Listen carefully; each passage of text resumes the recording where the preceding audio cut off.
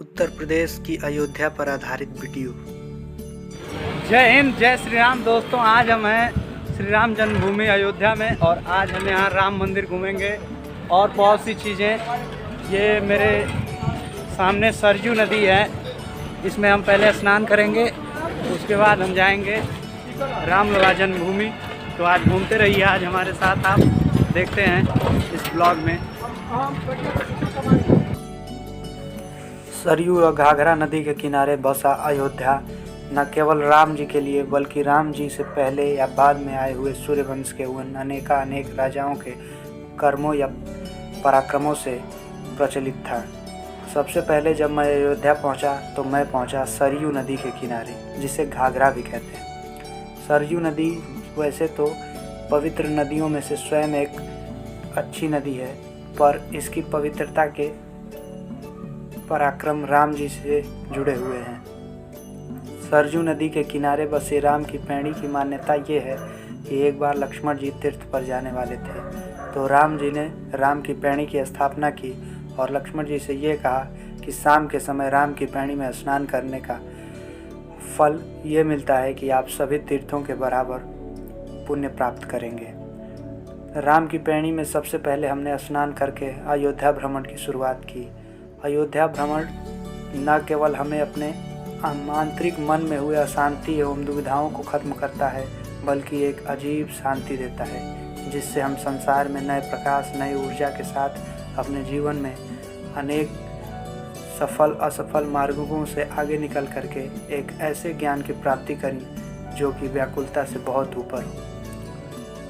घाघरा नदी के किनारे देखने लायक चीज़ें थीं। शाम को घाघरा आरती, ये राम की पैड़ी की कुछ दुर्लभ तस्वीरें हम स्क्रीन पर देख रहे हैं, जहां अनेक लोग स्नान करके पुण्य की प्राप्ति कर रहे हैं। राम की पैड़ी वैसे तो राम जी के जल संन्यास लेने के बाद सदियों तक सूखी रही, फिर समय काल में अनेक राजाओं ने इसको पुनर्जीवित कराया।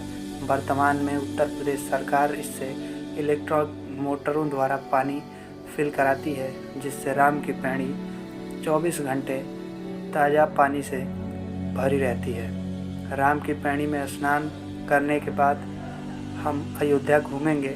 अगर आपको ये वीडियो अच्छी लग रही हो तो चैनल को सब्सक्राइब करें, घंटी के निशान को दबाएं और वीडियो लाइक करना ना भूलें। दीपावली पर राम की पैड़ी को बहुत खूबसूरत से उत्तर प्रदेश सरकार द्वारा सजाया जाता है।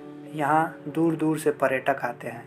राम की पैड़ी घूमने के लिए तो वैसे हमेशा ही अच्छी रही है, पर कुछ खास मौक़ों पर इसकी तस्वीरें स्वर्ग समान हो जाती है, जैसे कि अप्रैल के महीने में आई रामनवमी या नवंबर में आई दीपावली या नवरात्रि में यहाँ के मंदिरों की अजीब और सबसे अच्छी तस्वीरें देखने को मिलती हैं। राम की पैड़ी के किनारे ही है नागेश्वर मंदिर, जो कि राम जी के पुत्र लव और कुश के द्वारा बनाया गया था और समय काल में अनेक राजाओं ने इस अयोध्या को और संवारने का काम किया है।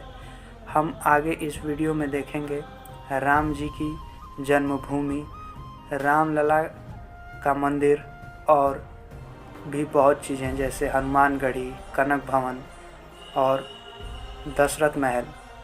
अभी आप राम की पैड़ी देख रहे हैं, जहाँ घाघरा का जल आ रहा है और लोग स्नान कर रहे हैं।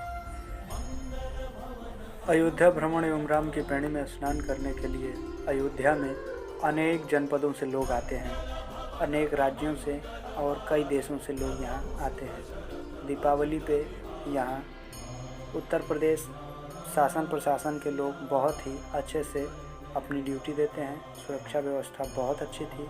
हम स्वयं जब पहुँचे तो यहाँ साफ़ सफाई बहुत अच्छी थी।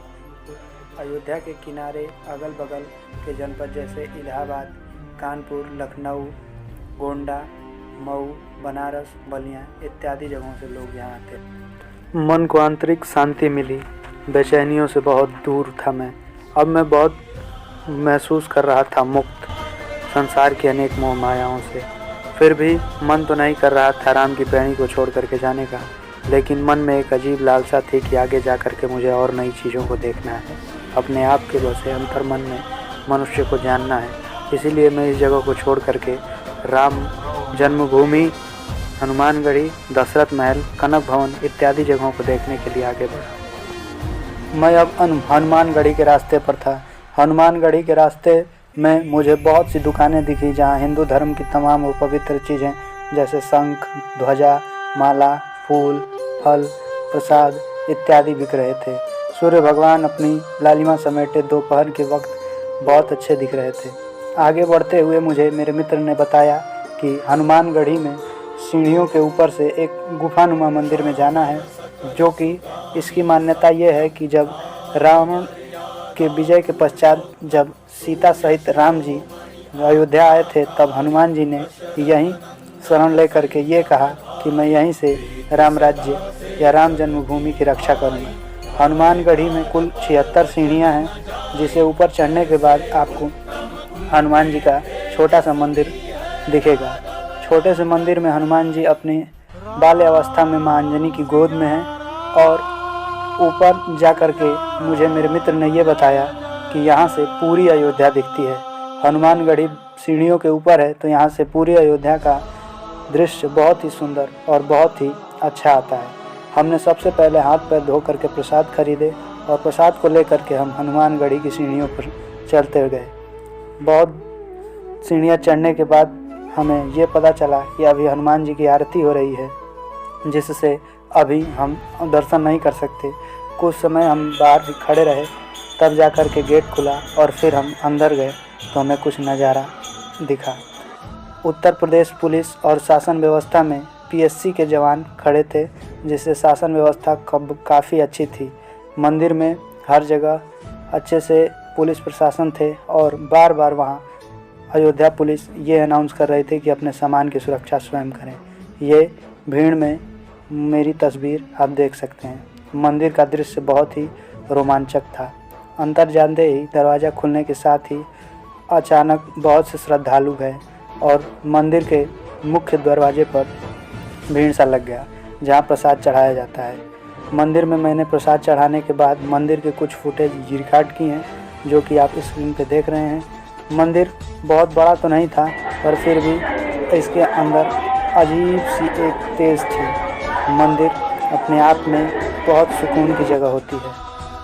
हनुमान जी की ये प्रतिमा मंदिर के अंदर की है, जो आप देख रहे हैं, जिसमें भगवान बाल्य अवतार में मां अंजनी के गोद में हैं और यहाँ सभी श्रद्धालु प्रसाद चढ़ा रहे हैं।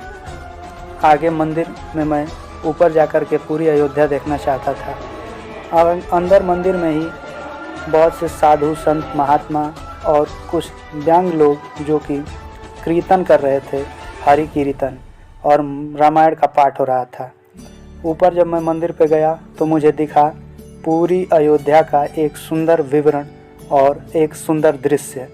यहाँ से पूरी अयोध्या दिख रही थी और यहाँ से ही दिख रही थी रामलला जन्मभूमि में बन रहा अयोध्या या भारत का एक अनोखा और बहुत सुंदर मंदिर।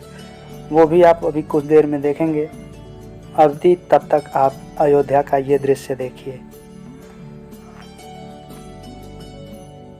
ऊपर चढ़ के मैंने अपनी कुछ तस्वीरें खींची और कुछ अयोध्या की, जो कि बहुत अच्छा दृश्य आ रहा था। साथ के मेरे एक मित्र ने बताया कि अयोध्या में हनुमानगढ़ी की मूर्ति की ऊंचाई लगभग 6 फीट है, जिसमें भगवान बजरंगबली छोटे रूप में हैं और मां अंजनी के गोद में बैठे हुए हैं। ये मूर्ति अक्सर फूलों से ढकी होती है।